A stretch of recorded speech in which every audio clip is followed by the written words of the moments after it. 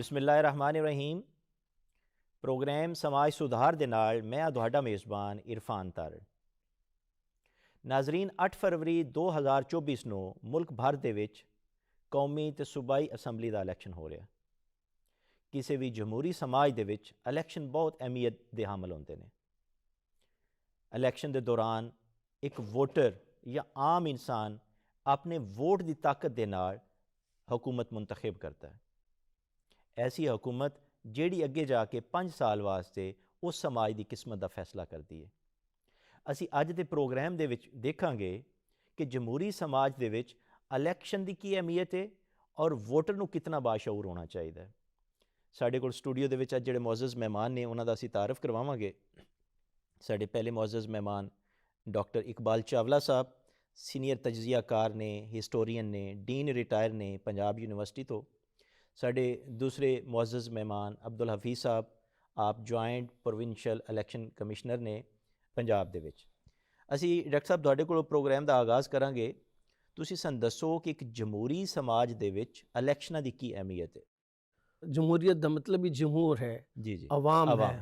और अवाम अगर अपने वोट की ताकत वोट का इस्तेमाल करेंगे तो तभी जमहूरी अमल चलेगा। अच्छा, खुशकिस्मती दे नाल चूंकि तारीख का तालिब इल्म है, पाकिस्तान भी जमहूरी अमल के नतीजे दे नाल आया। इंतखाबात दे विच मुसलमाना ने हिंद ने बड़ी तादाद 88% लोगों ने पाकिस्तान के हक च वोट दिता और फिर इस तरह पाकिस्तान का आगाज़ ही जमहूरी अमल के नाल होया। और हुण भी मैं समझदा कि जो आने वाले इंतखाबात है ये भी आइंदा आने वाले वक्त का बहुत सिमत का तयन करेंगे और साढ़े अवाम नूं वोट दे विच निकलना चाहिए, वोट कास्ट करना चाहिए। समाज सुधार इस तो बगैर मुमकिन नहीं है कि असी अपने वोट का हक अदा करिए और सही नुमाइंदे सामने लैके आइए। देखो जी, समाज नूं अवेयरनेस तो है, मजीद उन्होंने अवेयरनेस देने की ज़रूरत है। बहुत सारे अवामिल ऐसे आ गए जिसकी वजह तो इंतखाबात का अमल और प्रोसेस जोड़ा है, इंतखाबात टाइम पर ना होना, जल्दी असैम्बलियां का टुट जाना, जिसकी वजह तो अवाम के अंदर शक व शुबहात मौजूद ने, उसनों दूर करने वास्ते और मेरा ख्याल है अवाम जो अपने वोट का एक्सरसाइज करेंगे तो वो फिर जवाबदेह भी होंगे। ਜਿਹੜੇ ਨੁਮਾਇੰਦੇ ਮੁੰਤਖਬ ਨੁਮਾਇੰਦੇ ਉਹਨਾਂ ਨੂੰ ਵੀ ਜਵਾਬ ਦੇਣਗੇ। ਬਿਲਕੁਲ ਠੀਕ। ਹਫੀਜ਼ ਸਾਹਿਬ, ਤੁਹਾਡੇ ਕੋਲ ਅਸੀਂ ਪੁੱਛਾਂਗੇ, ਤੁਸੀਂ ਦੱਸੋ ਕਿ ਜਿਸ ਤਰ੍ਹਾਂ ਡਾਕਟਰ ਸਾਹਿਬ ਨੇ ਦੱਸਿਆ ਹੈ ਕਿ ਜਮਹੂਰੀ ਸਮਾਜ ਦੇ ਵਿੱਚ ਇਲੈਕਸ਼ਨ ਬਹੁਤ ਅਹਿਮ ਨੇ, ਤੁਸੀਂ ਦੱਸੋ ਕਿ ਇੱਕ ਵੋਟਰ ਦੀ ਕੀ ਅਹਿਮੀਅਤ ਹੈ? ਵੋਟਰ ਦਾ ਜਿੱਥੋਂ ਤੱਕ ਤਾਲੁਕ ਹੈ, ਜ਼ਾਹਿਰ ਹੈ ਵੋਟਰ ਜਿਹੜਾ ਹੈ ਉਸ ਇਸ ਨਿਜ਼ਾਮ ਦਾ ਬੁਨਿਆਦੀ ਸ਼ਰਾਕਤਦਾਰ ਹੈ, ਬੁਨਿਆਦੀ ਇਕਾਈ ਹੈ। ਜੀ ਹਾਂ। और वोटर के ज़रिए जिस तरह डॉक्टर साहब ने फरमाया कि वोट की ताकत वोटर ने वोट देना तो अगली हुकूमत बननी है। बिल्कुल। अगर वोटर वोट ही नहीं दिंदा तो अगला मरहला तो फिर नामुकम्मल रहेगा। जिहड़ा जमहूरी जिहदा मकसद ये हुंदा है कि अवामुन्नास की पसंद की जिहड़ी गौरमेंट है वो वोट के ज़रिए अवामुन्नास अपनी राय का इजहार करके उन्होंने मुफ्त मुंतखब करन ताकि जिहड़ियां उन्हां दियां अवामुन्नास दे मसाइल ने उन्हां दे वास्ते जिहड़े उन्हां दे ज़हन दे विच सोचां हुंदियां ने, मनसूबे हुंदे ने, वो उस गौरमेंट दे ज़रिए वो पूरे कीते जाण। ते मैं समझना वोटर जिहड़ा ये बुनियादी इकाई है इस निज़ाम दी और ये पूरा निज़ाम जिहड़ा है वोटर दे इर्द गिर्द घूम रहा। ਡਾਕਟਰ ਸਾਹਿਬ, ਤੁਸੀਂ ਦੱਸੋ, ਜਮਹੂਰੀਅਤ ਦੇ ਵਿੱਚ ਜਮਹੂਰ ਹੀ ਮੇਨ ਤਾਕਤ ਹੈ, ਯਾਨੀ ਮੈਜੋਰਿਟੀ ਰੂਲ ਕਰਦੀ ਹੈ ਜਮਹੂਰੀਅਤ ਦੇ ਵਿੱਚ।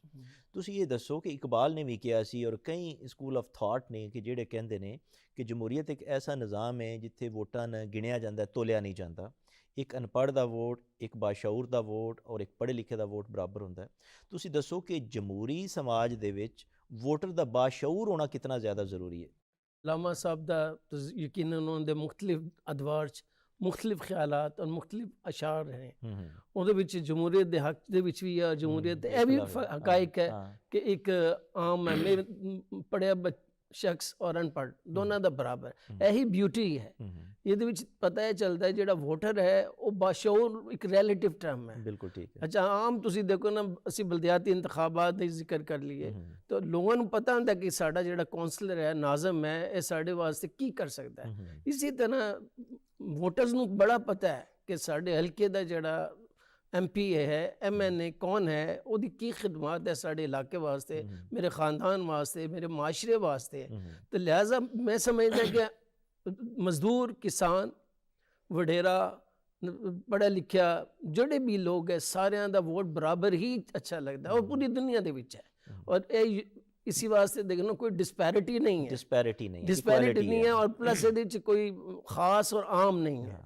लेकिन इस दे बावजूद भी देखो ना कि एक वोटर का बाशऊर होना तो ज़रूरी है ना कि वो बरादरी सिस्टम तो निकल के वो अपनी ज़ाती पसंद नापसंद तो निकल के एक अहल और एक काबल शख्स का इंतखाब करे ताकि आने वाली हुकूमत जी काबल लोगों की बने और साडा समाज अगे जाए। इतना शऊर तो होना चाहिए वोटर दे विच। देखो जी ये जो शऊर है ना ये दिंदियां ने सियासी जमातां और सियासी जमातां दे नैशनल पार्टीज जिहड़ियां हुंदियां ने या प्रोविंशियल लैवल ते पार्टियां दी खास कर नैशनल लैवल दी पार्टीज जिहड़ियां ने वो नैशनलिज्म नूं बाहर करदे ने। जिहड़ियां लोकल पार्टीज ने या रीजनल पार्टीज ने वो रीजनलिज्म नूं फोकस करदियां ने। अच्छा ਉਹਦਾ ਨੁਕਸਾਨ 1985 ਦੇ ਇਲੈਕਸ਼ਨ ਦਾ ਸਭ ਤੋਂ ਬੜਾ ਜਿਹੜਾ ਫਾਲ ਆਊਟ ਹੋਇਆ ਉਹ ਇਹੀ ਹੋਇਆ ਕਿ ਲੋਕ ਚੁੱਕੇ ਕੋਈ ਆਈਡੀਓਲੋਜੀ ਨਹੀਂ ਸੀ, कोई सियासी जमात नहीं सी, कोई नैशनल नैरेटिव नहीं सी, जिहदी वजह तो लोग फिर बरादरी की बुनियादां ते इलाके की बुनियादां ते हत्ता कि मसलक की बुनियादां दे उत्ते लोग मुंतखब होए। उहदे असरात हाल तक चल रहे हैं। उहदा बेहतरीन तरीका यही है कि जिहड़ियां नैशनल पार्टीज ने यह अगे आके रोल अदा करन और वोटर्स नूं दसन कि यार इस तो बद कर सोचो, ए तुसीं इलाके और जात पात तो निकल के हाँ ये जरूर देखो कि तुहाडा कैंडीडेट किस काबिल है और तुसी पार्टी दा मंशूर की है। सारी चीज़ां देखन तो मेरा ख्याल अवेयरनेस आएगी। अब्दुल हफीज़ साहब तुसी साडे नाज़रीन नूं दसो कि वोट कास्ट करने का सही तरीका की है, तुसी उन्हां नूं थोड़ा जिहा लिटरेट करो कि वोट किस तरह वो कास्ट करनगे। वोट कास्ट करने वास्ते मैं गुजारिश करां कि एक मरकज़ कायम किया जाता है जिन्हों असीं आम जबान दे विच पोलिंग स्टेशन कहने हैं। ठीक है। पोलिंग स्टेशन ते एक प्रिजाइडिंग अफसर हुंदा है, उहदे नाल हर बूथ ते 2 असिस्टेंट प्रिजाइडिंग अफसर हुंदे ने, एक पोलिंग अफसर हुंदा। ये तो अमले दी तफसील होगी। ठीक है। हुण वोट कास्ट करने वास्ते सब तो पहले ज़रूरी है कौमी शनाख्ती कार्ड। ठीक है। कि कौमी शनाख्ती कार्ड ओरिजिनल जिहड़ा वो वोटर लैके जाएगा पोलिंग स्टेशन और वैलिड होना भी ज़रूरी है। वैलिडिटी जी वोट कास्ट करने वास्ते अगर वोट शनाख्ती कार्ड जिहड़ा ओहदी आम जबान दे भी तारीख भी ख़त्म हो गई है तो वो ज़रूरी नहीं। अच्छा वोट कास्ट कर सकते जी वोट तारीख ख़त्म भी हो गई है तो वोटर वोट कास्ट कर सकता है। ठीक है। वो लैके अपने पोलिंग स्टेशन ते जाएगा। ठीक है। पोलिंग स्टेशन का ऐलान जिहड़ा वो इलैक्शन कमीशन की तरफों मुतलका रिटर्निंग अफसरां की तरफों कर दिता जाता है। वो 8300 SM सर्विस ते भी मौजूद है, वैबसाइट ते भी आ जाते हैं। जिस वे अपने मुतलका पोलिंग स्टेशन ते वोटर जाएगा तो सब तो पहले वो पोलिंग अफसर जिन्हों असी कहने वो कोले जाएगा। ठीक है। अपना कौमी शनाख्ती कार्ड पेश करेगा, वो इंतखाबी फहरिस्त दे विच उहदा नाम चैक करेगा, ना अगर मौजूद है वसीयत वोटर तो वो अंगूठे ते अनमिट स्याही लगाएगा। ठीक है। और अगला अफसर जिहड़ा बैठा असिस्टेंट प्रिजाइडिंग अफसर वो कोले भेज देगा। ठीक है। वो अफसर जिहड़ा वो उन्होंने 2 बैलेट पेपर जारी करेगा, एक कौमी असैम्बली का एक सूबाई असैम्बली का। ठीक है। वो 2 बैलेट पेपर उन्हां दे रंग मुख्तलिफ होंगे जी, रंग मुख्तलिफ होंगे, एक वाइट एक सफ़ेद आवेगा, एक हल्के हरे रंग का आवेगा। ठीक है। और वो उस रंग के ढक्कन वाले बैलेट बाक्स भी अगे पे अमन दे। ठीक है। एक तो ग्रीन सबज ठीक है कलर का जिहड़ा वो ढक्कन होवेगा, दूसरे ते सफ़ेद कलर का ढक्कन होवेगा। वो वोटर फिर उन्हां दे रंग के मुताबिक उस डब्बे दे विच मोहर लाण तो बाद उन्होंने एक छोटी मोहर दी जाएगी 9 खाने वाली। ठीक है। वो अपने पसंद के उम्मीदवार का जिहड़ा निशान है उहदे उत्ते मोहर ला के उन्होंने तय करके वो मुतलका रंग का जिहड़ा बैलेट बाक्स है उहदे विच वो वोट पा देगा।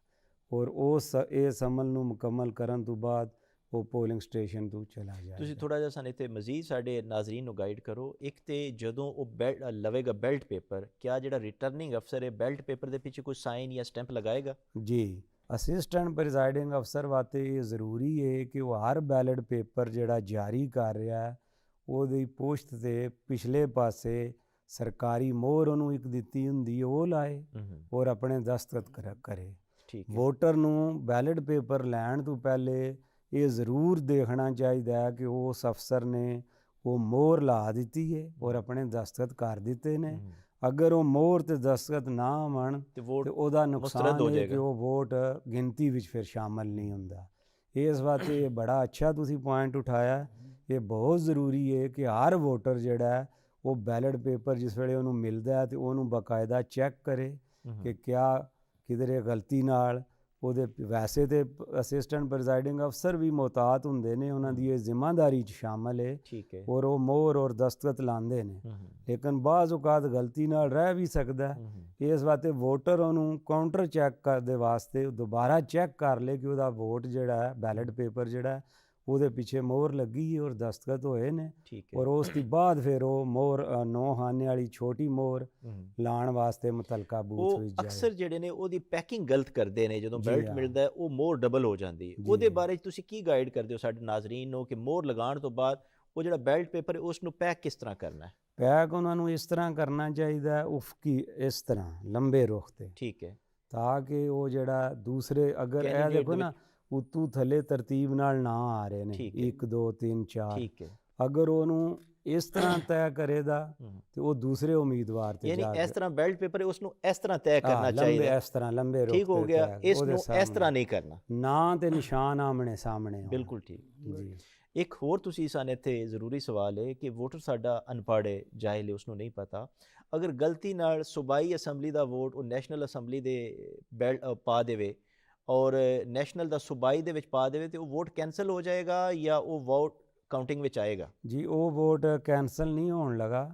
ਅਮਲੇ ਨੂੰ ਬਾਕਾਇਦਾ ਹਦਾਇਤ ਹੁੰਦੀਆਂ ਨੇ, ਟ੍ਰੇਨਿੰਗ ਦੇ ਦੌਰਾਨ ਵੀ ਦੱਸਿਆ ਜਾਂਦਾ ਹੈ, ਉਹਨਾਂ ਕੋਲ ਮੈਨੂਅਲ ਗਾਈਡ ਬੁੱਕਾਂ ਮੌਜੂਦ ਨੇ ਔਰ ਉਹਨਾਂ ਨੂੰ ਇਹ ਗੱਲ ਦੱਸੀ ਜਾਂਦੀ ਹੈ ਕਿ ਜਿਸ ਵੇਲੇ ਉਹਨਾਂ ਨੇ ਕਾਊਂਟਿੰਗ ਦੇ ਵਕਤ ਬੈਲਟ ਬਾਕਸ ਖੋਲ੍ਹਣੇ ਨੇ, ਠੀਕ ਹੈ, ਤੇ ਅਗਰ ਇੱਧਰ ਉੱਧਰ ਉਹ ਕੋਈ ਗਲਤੀ ਦੇ ਨਾਲ ਵੋਟਰ ਨੇ ਪਾ ਦਿੱਤਾ ਹੈ ਤੇ ਉਹ ਮੁਤਲਕਾ ਅਗਰ ਕੌਮੀ ਅਸੈਂਬਲੀ ਦਾ ਤੇ ਕੌਮੀ ਅਸੈਂਬਲੀ 'ਚ ਸ਼ੁਮਾਰ ਕਰਨ, ਠੀਕ ਹੈ, ਅਗਰ ਸੂਬਾਈ ਅਸੈਂਬਲੀ ਦਾ ਤੇ ਸੂਬਾਈ ਅਸੈਂਬਲੀ 'ਚ ਸ਼ੁਮਾਰ ਕਰਨ, ਉਹ ਕੈਂਸਲ ਨਹੀਂ, ਇਹ ਸੂਰਤ ਗਲਤ ਬੈਲਟ ਬਾਕਸ ਵਿੱਚ ਪਾਣੇ ਦੀ ਸੂਰਤ ਵਿੱਚ ਕੈਂਸਲ ਨਹੀਂ ਹੁੰਦਾ।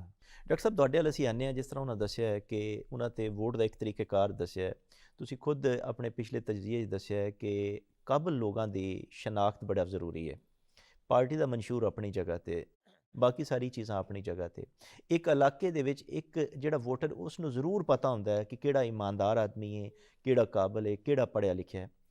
क्या काबिल लोगों का इंतखाब करना चाहिए, पार्टी के पीछे जाना चाहिए? मैं समझता हूँ पहली गल तो काबलियत ही है ना जी। ਜਿਹੜੇ ਸਾਡੇ ਆਮ ਵੋਟਰਸ ਨੇ ਉਹਨਾਂ ਨੂੰ ਇਹ ਪਤਾ ਕਿ ਕਿਹੜਾ ਬੰਦਾ ਸਾਡੇ ਮਸਾਇਲ ਹੱਲ ਕਰ ਸਕਦਾ, ਉਹਨਾਂ ਦੀ ਕਾਬਲੀਅਤ ਉਹਦੇ ਮੁਤਾਬਿਕ ਹੈ। ਉਹਨਾਂ ਨੂੰ ਦੇਖਣਾ ਚਾਹੀਦਾ ਕਿ ਇਹ ਪੜ੍ਹਿਆ ਲਿਖਿਆ ਹੈ, ਕਿਆ ਇਹ ਇਨਸਾਨ ਦੋਸਤ ਹੈ, ਕਿਆ ਇਹ ਫਲਾਈ ਕੰਮ ਕਰਦਾ ਹੈ, ਇਹਦਾ ਕਰੈਕਟਰ ਠੀਕ ਹੈ। ਇਹ ਮੇਰਾ ਖਿਆਲ ਹੈ ਵੋਟਰ ਜਿਹੜੇ ਨੇ ਉਹ ਬਿਹਤਰ ਮੇਰਾ ਖਿਆਲ ਹੈ ਉਹ ਡਿਸਾਈਡ ਕਰਦੇ ਨੇ। ਲੇਕਿਨ ਇਹਨਾਂ ਨੂੰ ਅਵੇਅਰਨੈਸ ਦੇਣਾ, ਜਿਸ ਤਰ੍ਹਾਂ ਤੁਹਾਡਾ ਪ੍ਰੋਗਰਾਮ ਹੈ, ਅਵੇਅਰਨੈਸ ਦੇਣਾ ਸਾਡਾ ਇੱਕ ਫਰਜ਼ ਹੈ ਕਿ ਅਸੀਂ ਅਵੇਅਰਨੈਸ ਦਈਏ, ਮਗਰ ਵੋਟਰ ਨੂੰ ਵੀ ਸੋਚਣਾ ਪਏਗਾ ਕਿ ਆਜ਼ਾਦ ਪਾਤ ਕੋਈ ਕੁਛ ਹੈ, ਕੋਈ ਬਰਾਦਰੀਆਂ ਦਾ ਤੁਹਾਨੂੰ ਪਤਾ ਹੈ, ਇਸ ਤੋਂ ਨਿਕਲ ਕੇ ਮੁਲਕ ਔਰ ਹੁਬਲ ਵਤਨੀ ਸਾਹਮਣੇ ਹੋਣੀ ਚਾਹੀਦੀ, ਵਰਨਾ ਅਸੀਂ ਪਿੱਛੇ ਜਾਵਾਂਗੇ, ਅੱਗੇ ਨਹੀਂ ਜਾਵਾਂਗੇ। ਅਸੀਂ ਵੇ ਫਾਰਵਰਡ ਸਾਡਾ ਹੈ ਇਹ ਕਿ ਇਹਦੀ ਨਫੀ ਕਰੀਏ, ਬਹੁਤ ਹੋ ਗਿਆ। ਬਲਦਿਆਤੀ ਇੰਤਖਾਬਾਤ 'ਚ ਵੀ ਇਹਦੀ ਨਫੀ ਹੋਣੀ ਚਾਹੀਦੀ। ਹਫੀਜ਼ ਸਾਹਿਬ ਤੁਸੀਂ ਦੱਸੋ ਕਿ ਕਈ ਸਾਡੇ ਲੋਕ ਨੇ ਉਹ ਜਾਣਨਾ ਚਾਹੁੰਦੇ ਨੇ ਕਿ ਅਜੇ ਉਹਨਾਂ ਨੇ ਕੋਈ ਦਰੁਸਤਗੀਆਂ ਕਰਵਾਉਣੀਆਂ ਨੇ, ਕਿਸੇ ਦਾ ਨਾਮ ਗਲਤ ਦਰਜ ਹੋ ਗਿਆ ਹੈ, ਕਿਸੇ ਦੇ ਸ਼ਨਾਖਤੀ ਕਾਰਡ 'ਚੋਂ ਅਗਰ ਕੋਈ ਗਲਤੀ ਹੋ ਗਈ ਹੈ, ਤੇ ਇਸ ਲਮੇ ਕਿਆ ਦਰੁਸਤਗੀ ਪੋਸੀਬਲ ਹੈ? ਦਰੁਸਤਗੀ ਦੇ ਵਾਸਤੇ ਜਿਹੜਾ ਵੋਟ ਦਾ ਅੰਦਰਾਜ ਅਖਰਾਜ ਔਰ ਦਰੁਸਤਗੀ ਹੈ, ਜਦੋਂ ਜਨਰਲ ਇਲੈਕਸ਼ਨ ਦੇ ਸ਼ੈਡਿਊਲ ਦਾ ਐਲਾਨ ਹੋ ਜਾਂਦਾ ਤੇ ਉਸ ਵੇਲੇ ਇਹ ਜਿਹੜਾ ਇਹ ਨਾਮੁਮਕਿਨ ਹੈ। ਠੀਕ ਹੈ, ਇਹਦੇ ਵਾਸਤੇ ਇਲੈਕਸ਼ਨ ਕਮਿਸ਼ਨ ਨੇ ਸ਼ੈਡਿਊਲ ਤੋਂ ਪਹਿਲੇ ਪੂਰਾ ਇੱਕ ਮੁਹਿੰਮ ਚਲਾਈ ਸੀ, ਪ੍ਰਿੰਟ ਔਰ ਇਲੈਕਟ੍ਰੋਨਿਕ ਮੀਡੀਆ ਤੇ ਵਨ ਵਿੰਡੋ ਸੈਂਟਰ ਬਣਾਏ, ਡਿਸਪਲੇ ਸੈਂਟਰ ਬਣਾਏ, ਲੋਕਾਂ ਨੂੰ ਇਹ ਸਹੂਲਤ ਮੁਹੱਈਆ ਕੀਤੀ ਗਈ। ਬੜੀ ਇੱਕ ਜਿਹੜੀ ਇਹ ਮੁਹਿੰਮ ਚਲਾਈ ਗਈ ਤਾਂ ਕਿ ਲੋਕ ਜਿਹੜੇ ਨੇ ਆਪਣਾ ਵੋਟ ਦਰੁਸਤ ਜਗ੍ਹਾ 'ਤੇ ਜਿੱਥੇ ਉਹ ਚਾਹੁੰਦੇ ਨੇ ਉਹ ਉੱਥੇ ਟਰਾਂਸਫਰ ਵੀ ਕਰਵਾ ਲੈਣ, ਅਗਰ ਨਹੀਂ ਬਣਿਆ ਤਾਂ ਬਣਾ ਲੈਣ, ਅਗਰ ਕੋਈ ਗਲਤੀ ਹੈ ਉਹਦੇ 'ਤੇ ਉਹਨੂੰ ਦਰੁਸਤ ਕਰਾ ਲੈਣ।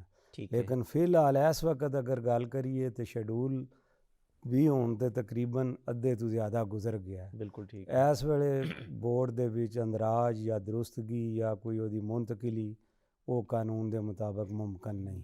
ਠੀਕ ਹੈ, ਇਹ ਵੀ ਸਾਡੇ ਨਾਜ਼ਰੀਨ ਨੂੰ ਦੱਸੋ ਕਿ ਉਹਨਾਂ ਆਪਣੇ ਪੋਲਿੰਗ ਸਟੇਸ਼ਨ ਦਾ, ਆਪਣੇ ਬੂਥ ਦਾ ਪਤਾ ਕਰਨ ਵਾਸਤੇ ਤੁਸੀਂ ਕੋਈ ਸਰਵਿਸ ਪ੍ਰੋਵਾਈਡ ਕੀਤੀ IT ਦੀ, ਉਹ ਕਿਸ ਤਰ੍ਹਾਂ ਪਤਾ ਕਰ ਸਕਦੇ ਨੇ ਕਿ ਸਾਡਾ ਵੋਟ ਕਿੱਥੇ ਕਾਸਟ ਹੋਏਗਾ?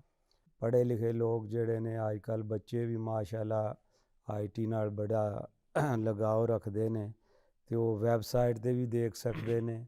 उस दी अलावा 8300 दी जिहड़ी सर्विस है साडी, ठीक है, ਉਹਦੇ ਤੇ ਮੈਸੇਜ यानी पे 8300 ਤੇ ਮੈਸੇਜ ਕਰਕੇ जी ਆਪਣਾ हाँ ਪੂਰਾ ਰਿਕਾਰਡ ਚੈੱਕ ਕਰ ਸਕਦੇ ਨੇ ਸਾਡਾ जी ਵੋਟ ਕਿੱਥੇ। जी हाँ 8300 ਤੋਂ ਵੀ ਚੈੱਕ ਹੋ ਸਕਦਾ ਹੈ।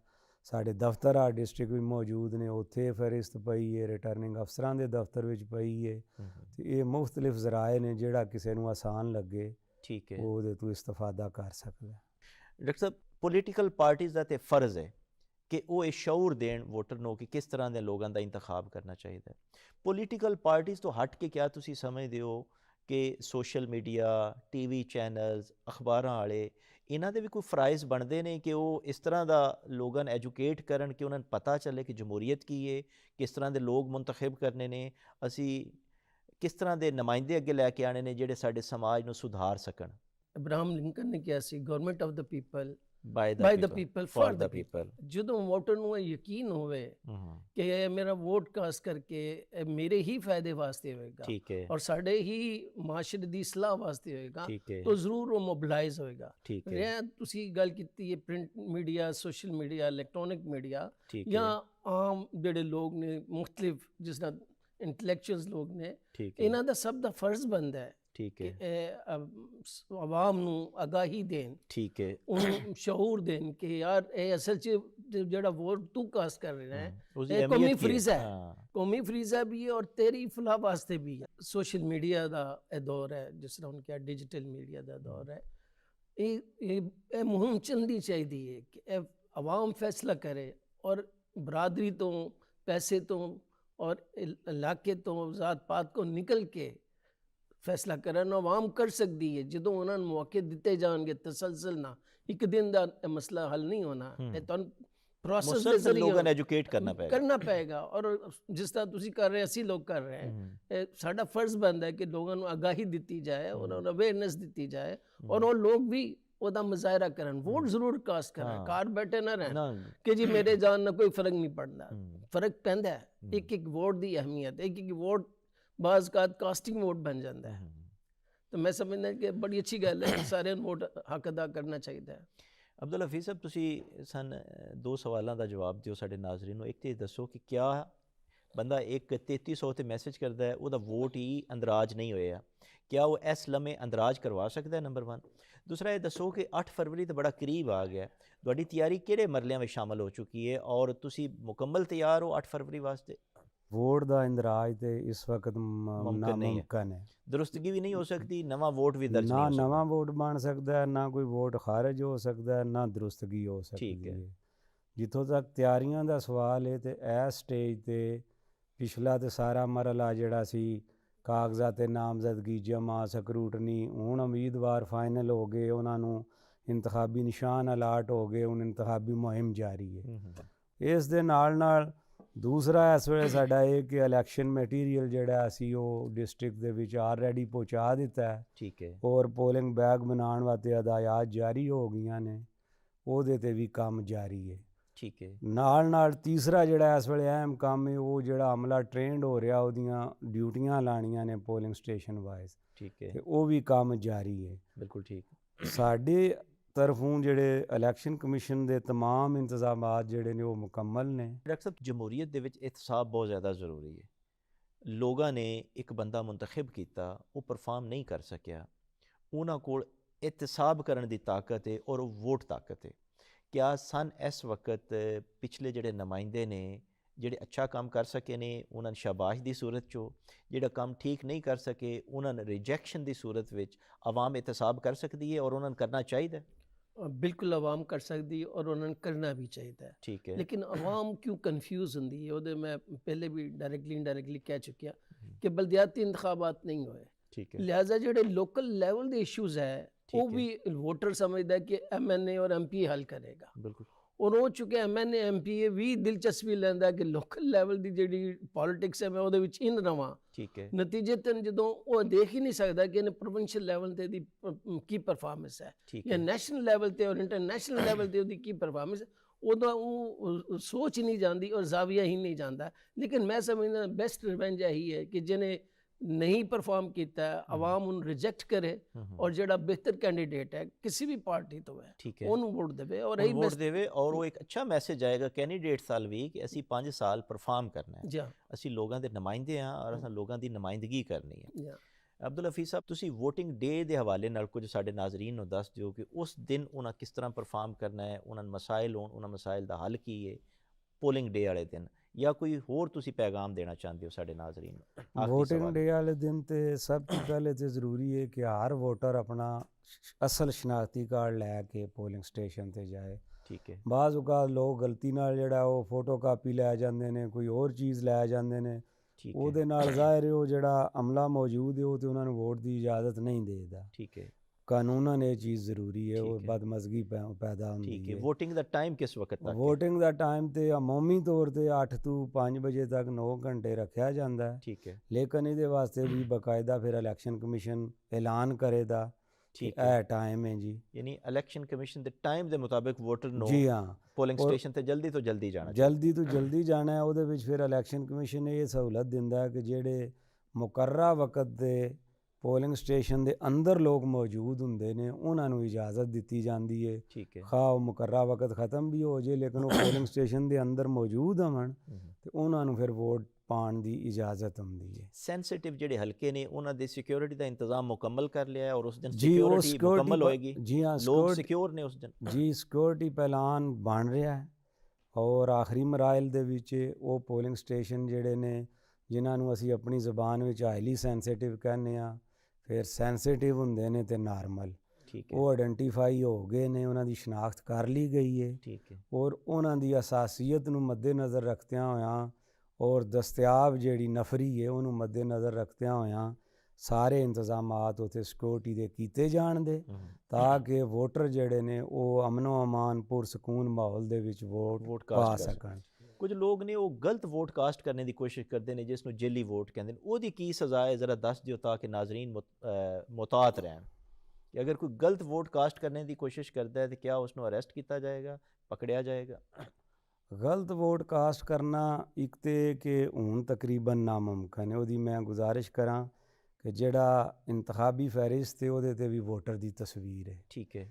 ਇਹ ਵਾਕਿਆਤ ਪਹਿਲੇ ਦੇ ਜਦੋਂ ਇਹ ਤਸਵੀਰ ਵਾਲੀ ਨਹੀਂ ਸੀ ਇੰਤਖਾਬੀ ਫਹਿਰਿਸਤ ਜਾਂ ਸ਼ਨਾਖਤੀ ਕਾਰਡ ਨਹੀਂ ਸੀ ਹੁੰਦਾ, ਖਵਾਤੀਨ ਸਪੈਸ਼ਲੀ ਨਕਾਬ ਕੀਤੇ ਹੁੰਦਾ ਹੈ, ਉਹਨਾਂ ਕੀਤੇ ਹੁੰਦਾ ਉੱਥੇ ਥੋੜਾ ਜਿਹਾ ਚਾਂਸ ਬਣ ਜਾਂਦਾ। ਲੇਕਿਨ ਮੇਰੇ ਖਿਆਲ ਦੇ ਵਿੱਚ ਇਹ ਚਾਂਸ ਹੁਣ ਘੱਟ ਹੈ। ਇੱਕ ਤੇ ਅਸਲ ਸ਼ਨਾਖਤੀ ਕਾਰਡ ਦੇਖਿਆ ਜਾਂਦਾ ਹੈ। ਠੀਕ ਹੈ। ਔਰ ਦੂਸਰੇ ਇਹ ਕਿ ਖਵਾਤੀਨ ਬੂਥਾਂ ਤੇ ਖਵਾਤੀਨ ਹੀ ਹੁੰਦੀਆਂ ਨੇ। ਠੀਕ ਹੈ। ਉਹ ਨਕਾਬ ਉਤਰਵਾ ਕੇ ਦੇਖ ਵੀ ਸਕਦੀਆਂ ਨੇ ਅਗਰ ਉਹਨਾਂ ਨੂੰ ਕੋਈ ਸ਼ੱਕ ਪਵੇ ਤੇ। ਇਸੇ ਵਾਸਤੇ ਖਾਤੂਨ ਜਿਹੜੇ ਖਵਾਤੀਨ ਦੇ ਪੋਲਿੰਗ ਬੂਥ ਹੁੰਦੇ ਨੇ ਉਹਨਾਂ ਦੇ ਅੰਦਰ ਉਹਨਾਂ 'ਤੇ ਖਵਾਤੀਨ ਅਮਲਾਈ ਤੈਨ ਅਪੁਆਇੰਟ ਕੀਤਾ ਜਾਂਦਾ ਤਾਂ ਕਿ ਇਸ ਮਸਲੇ 'ਤੇ ਕਾਬੂ ਪਾਇਆ ਜਾ ਸਕੇ। ਡਾਕਟਰ ਸਾਹਿਬ, ਤੁਸੀਂ ਕੋਈ ਸਾਡੇ ਨਾਜ਼ਰੀਨ ਨੂੰ ਪੈਗਾਮ ਦੇਣਾ ਚਾਹੋ ਆਖਰ 'ਤੇ ਮੁਖਤਸਰ ਜਿਹਾ? मैं समझदा कि इंतखाबात 5 साल बाद हो रहे हैं और इस इंतखाबात ते मेरा यह फ़र्ज़ बनता है एक शहरी होने के नाते अपने मुल्क की फलाह वास्ते, अपनी फलाह वास्ते, मुल्क की तरक्की वास्ते मैं ज़रूर वोट कास्ट करन जावां और उस बंदे नवां ਜਿਹੜਾ ਮੇਰੇ ਨਜ਼ਦੀਕ ਬਿਹਤਰੀਨ ਔਰ ਕਾਬਿਲ ਆਦਮੀ ਹੈ। ਬਹੁਤ ਸ਼ੁਕਰੀਆ ਡਾਕਟਰ ਸਾਹਿਬ, ਤੁਸੀਂ ਸਾਡੇ ਕੋਲ ਤਸ਼ਰੀਫ ਲਾਏ। ਅਬਦੁਲ ਹਫੀਜ਼ ਸਾਹਿਬ, ਬਹੁਤ ਸ਼ੁਕਰੀਆ, ਤੁਹਾਡਾ ਬਹੁਤ ਕੀਮਤੀ ਵਕਤ ਸੀ। ਅੱਜ ਕੱਲ੍ਹ ਤੁਸੀਂ ਬੜੇ ਮਸਰੂਫ ਸੀ, ਤੁਸੀਂ ਸਾਡੇ ਕੋਲ ਆਏ, ਨਾਜ਼ਰੀਨ ਨੂੰ ਤੁਸੀਂ ਦੱਸਿਆ ਵੋਟ ਕਿਸ ਤਰ੍ਹਾਂ ਕਾਸਟ ਕਰਨਾ ਹੈ। ਨਾਜ਼ਰੀਨ, ਤੁਸੀਂ ਸਾਡਾ ਅੱਜ ਦਾ ਪ੍ਰੋਗਰਾਮ ਦੇਖਿਆ।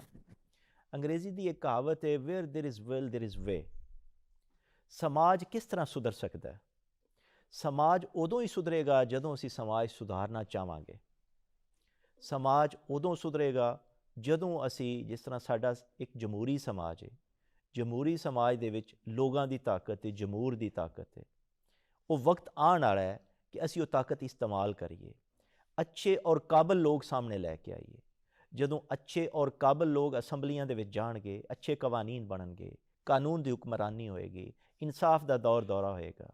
ਜਦੋਂ ਅਸੀਂ ਅੱਛੇ ਲੋਕ ਅਸੈਂਬਲੀਆਂ ਦੇ ਵਿੱਚ ਨਹੀਂ ਭੇਜਾਂਗੇ ਤੇ ਫਿਰ ਉਹੀ ਹਾਲਾਤ ਹੋਣਗੇ ਜਿਹੜੇ ਅਸੀਂ ਪਿੱਛੇ ਦੇਖ ਰਹੇ ਹਾਂ।